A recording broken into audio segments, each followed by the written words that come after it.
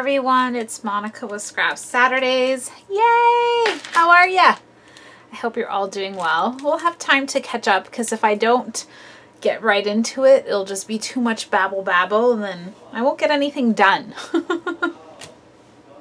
And this is probably going to be like a few days to get used to. And I did change the lighting in my room, so I don't know how this first video is going to look, so we're just going to have to be really patient with each other while I get back into the swing of things.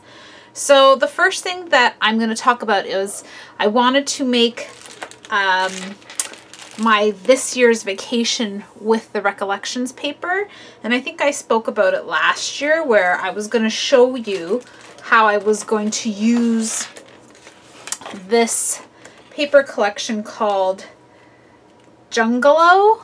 I think it's supposed to be like bungalow, but it's Jungalow, and if it's not, then I have no idea. Because I don't know. And it was sort of a challenge for myself because I no longer am subscribed to any kit clubs. So because I'm doing so many other things in my personal life, I don't have time. I have four Felicity Jane kits on my shelf that I haven't even opened from the last time that I've scrapbooked, and a full hip kit. And then I still have all of those Scraptastic and hip kits on my shelf on the other side.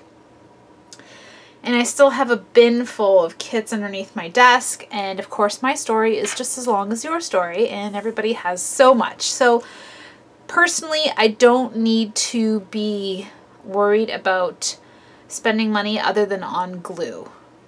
Or ink for my photos. But other than that, I think I'm going to be working with whatever I have within my craft room. And yeah, so that's part one. I printed off, like, I think there are about 100 and some photos here of my vacation. And I'm so excited. I think they're fantastic photos. A little bit from my own phone, a little bit from my new camera, a little bit from my husband's phone because his camera does amazing photos. So usually visually I get very stimulated when I do see pictures. I know that I had started my sister's baby's baptism as my last project, and when I went back to even look at the project, it just, I'm not in the mood. I don't want to lie to you, it's just not in the mood. But because this is still fresh in my mind and I am missing scrapbooking so much, I thought, okay, I'm going to print out my photos. So these are still with my Canon selfie, and I do have videos that show you from last year or last summer how I print out my photos. My new Canon camera, or no, it's not a Canon, it's a Fujifilm. I'm a bad girl. It's right here actually. My Fujifilm X100F is what I bought before I went on vacation this year, and it's fantastic. The only thing is it does not have a focus, so you have to just understand that it does not focus or zoom in or do anything like that.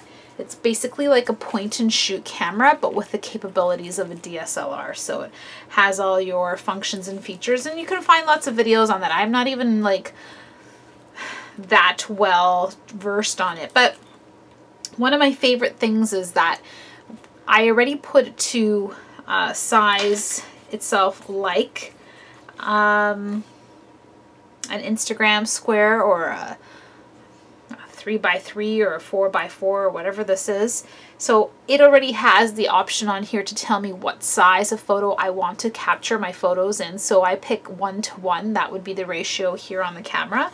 And then it has its own Wi-Fi so that I can just connect my phone to this, just like you connect your Canon selfie printer to your phone for printing. You do the same thing with this. It has its own, so you don't have to be in a Wi-Fi area. You can just transfer your photos right away to your cell phone, and then you can upload them without any kind of cropping or resizing straight to Instagram or whatever it is you like to do, which then makes it brilliant for printing because I don't have to use a separate editing software. It's already going to print out the way that it uploaded from here, right? I hope that makes sense. So that's another one of the crazy fun features that I like with my new Fujifilm camera, and I'm still just getting used to it. But yeah, that's the camera that I used on vacation. So those are my photos printed. I do have an older American's Craft type 12 little pieces of paper.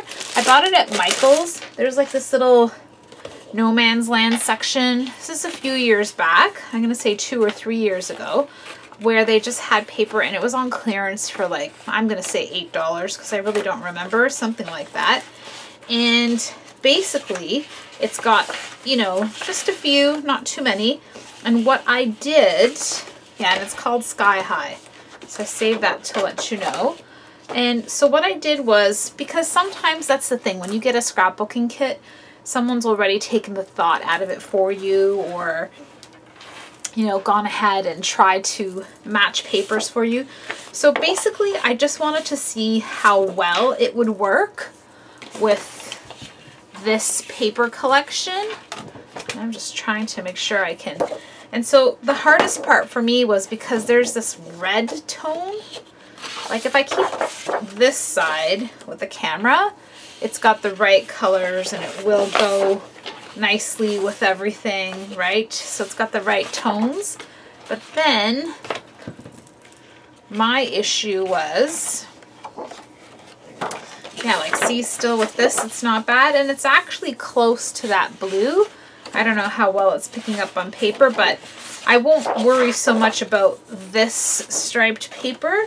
But again, it does have like an orangey red tone to it as well.